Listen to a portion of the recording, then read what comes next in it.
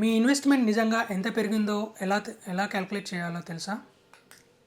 CAGR అంటే compound annual growth rate.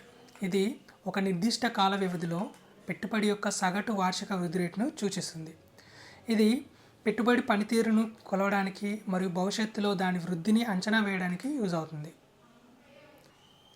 For example, మీరు ₹1,00,000 పెట్టుబడి పెడితే అది 3 సంవత్సరాల తర్వాత ₹1,50,000 అయిందనుకోండి. అప్పుడు పెట్టుబడి సిఏజిఆర్ 14.47%గా ఉంటుంది. సిఏజిఆర్ క్యాలిక్యులేట్ చేయడానికి ఈ ఫార్ములాని